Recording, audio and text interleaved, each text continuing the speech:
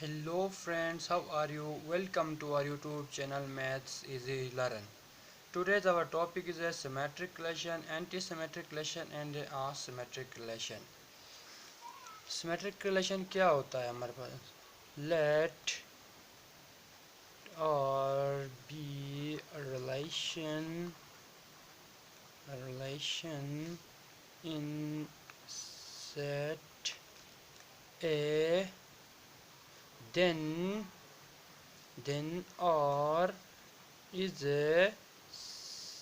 said to be symmetric relation and if A B belongs to R implies that A belongs to R. हम इसको इस तरह भी लिख सकते हैं A is relation to B equal to B is relation to A. इसको इस तरह भी लिख सकते हैं. इसमें क्या होता है? Phi is symmetric relation. Phi क्या हमारे पास symmetric relation है. Phi symmetric relation है. अब हम एक एग्जांपल करेंगे symmetric relation के लिए. एक सेट है हमारे पास 1 2 3 4. ये एक हमारे पास सेट है और एक रिलेशन है हमारे पास 1 2 2 1 3 4 4 3. ये क्या है? हमारे पास एक रिलेशन है. इसमें देखेंगे हम सिमेट्रिक रिलेशन है या नहीं है. 1 2 से बिलोंग करता है. 1 2 2 1.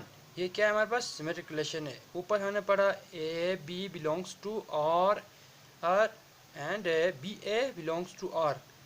बिलोंग्स करना चाहिए. तो फिर इधर हम देखेंगे A 1 2 belongs to 2 1 3 4 belongs to 4 3.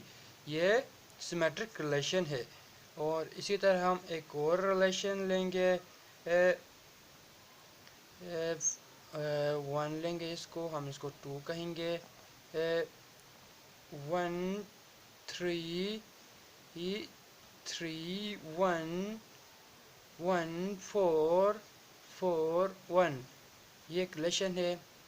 देखेंगे कि ये सिमेट्रिक रिलेशन है या नहीं है. 1 3 3 1 1 3 बिलोंग करता है 3 1 से. 4 1 बिलोंग्स टू 1 4 बिलोंग्स टू 4 1. ये क्या है? हमारे पास सिमेट्रिक रिलेशन है. A cross A is a symmetric relation होता है. A cross से क्या होता है? एक सिमेट्रिक रिलेशन होता है हमारे पास. अब हम पढ़ेंगे कि एंटी सिमेट्रिक रिलेशन क्या होता है. Anti symmetric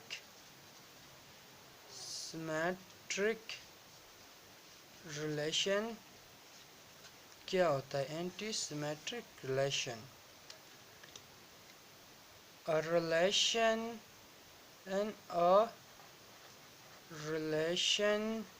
and are on a set A is said to be anti-symmetric relation if इसमें क्या होना चाहिए? A B belongs to R and B A belongs to R, then A equal to B होना चाहिए. इसमें A equal to B होना चाहिए. अब हम एक एग्जांपल लेते हैं एंटी सिमेट्रिक के लिए. फॉर एग्जांपल हमारे पास है 3 1 है और 1 3 है, ये सिमेट्रिक तो है, एंटी सिमेट्रिक नहीं है, क्योंकि इसमें दिया गया था कि डेफिनेशन में है ए इक्वल टू बी होना चाहिए। इसमें ए इक्वल टू बी नहीं है, 3 इज नॉट इक्वल टू 1, ये इक्वल नहीं है। इसी तरह हम देखेंगे 2 2 एंड 4 4 एक रिलेशन है, तो देखेंगे ए इज इक्वल टू बी है, इसमें भी ए इज इक्वल टू बी है, इसमें भी। ये क्या है, हमारे पास एंटी सिमेट्रिक रिलेशन है। इसी तरह हम एक एग्जांपल लेते हैं, एक सेट लेते हैं ए 1 2 3 4, ये एक सेट है हमारे पास, जिससे एक रिलेशन लेंगे हम 1 2 2 2 4 3, ये एक रिलेशन है। इसमें देखेंगे 1 इज नॉट इक्वल टू है, 2 इज इक्वल टू है, इसमें क्या है relation, A is equal to B है इसमें, तो ये क्या है हमारे पास, ये एंटी सिमेट्रिक है।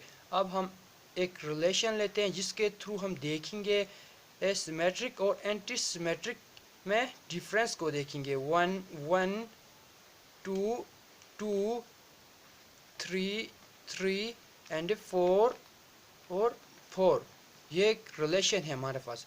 इसमें देखेंगे कि पहले हम सिमेट्रिक रिलेशन को देखेंगे। सिमेट्रिक रिलेशन में क्या पढ़ा था हमने, A B belongs to R and B A belongs to R. इसमें ये है क्या, ए क्या हमारे पास, ए है हमारे पास, ये ए है, ये बी है। सिमेट्रिक में क्या पढ़ा था हमें,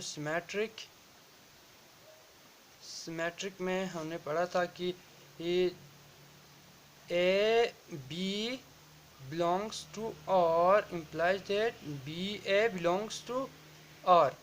इसमें A B से बिलोंग करता है, B A से बिलोंग करता है। ये क्या है, सिमेट्रिक है। इसमें भी A B से बिलोंग करता है, B A से बिलोंग करता है, ये भी सिमेट्रिक है। ये क्या है हमारे पास, B A से बिलोंग करता है, A B से बिलोंग करता है, B A से बिलोंग करता है, ये क्या है हमारे पास, सिमेट्रिक रिलेशन है। अब हम देखेंगे कि एंटी सिमेट्रिक रिलेशन क्या होता है। एंटी सिमेट्रिक को देखेंगे। एंटी सिमेट्रिक में क्या क्या होना चाहिए, इसमें होना चाहिए A is equal to B होना चाहिए for all A B belongs to R होना चाहिए। इसमें देखेंगे ए बी से बिलोंग करता है, इसमें देखेंगे हम ए है ये हमारे पास, और ये क्या बी है, A is equal to B है। इसमें देखेंगे 1 2 से 2 1 equal to 2 2 equal to 2 3 equal to 3 4 equal to 3, ये क्या है हमारे पास, ये एंटी सिमेट्रिक रिलेशन है। So O R 1 is a symmetric and anti symmetric relation. हमारे पास क्या है, R1 क्या है, सिमेट्रिक रिलेशन और एंटी सिमेट्रिक रिलेशन है। इस एग्जांपल के थ्रू हमने देखा कि एक रिलेशन सिमेट्रिक और एंटी सिमेट्रिक होता है या नहीं होता है, हमने देखा इसमें होता है। अब हमारा थर्ड है हमारे पास असिमेट्रिक रिलेशन है। असिमेट्रिक रिलेशन, असिमेट्रिक रिलेशन क्या होता है हमारे पास, asymmetric relation,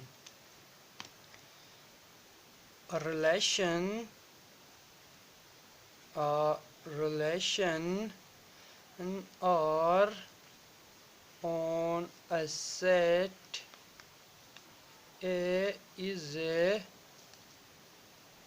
said to be asymmetric relation if A B belongs to R implies that B A does not belongs to R होना चाहिए। इसमें एक एग्जांपल लेते हैं इस असिमेट्रिक रिलेशन के लिए। एक सेट है हमारे पास 1 2 3 4, ये एक हमारे पास सेट है। एक रिलेशन लेंगे हम, देखेंगे कि 1 2 2 3 4 5, ये एक हमने रिलेशन लिया सेट से।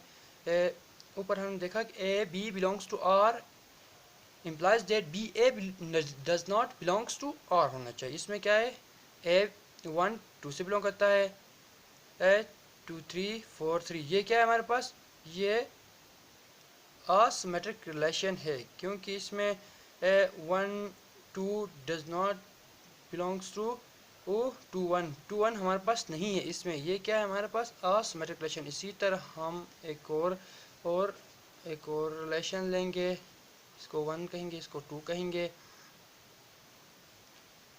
1 3 3 1 4 3 एंड 3 4। ये एक हमने दूसरा रिलेशन लिया, इसमें देखेंगे कि असिमेट्रिक क्या है या नहीं है।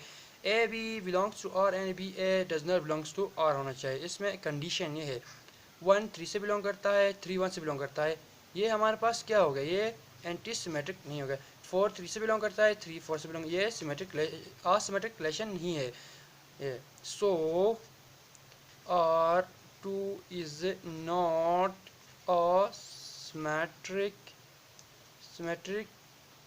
relation। सो आज का लेक्चर हमारे यहाँ पर एंड होता है। काइंडली आप लोगों से रिक्वेस्ट है कि हमारी वीडियोस को लाइक करें और हमारे इस यूट्यूब चैनल को सब्सक्राइब करें। Thank you very much.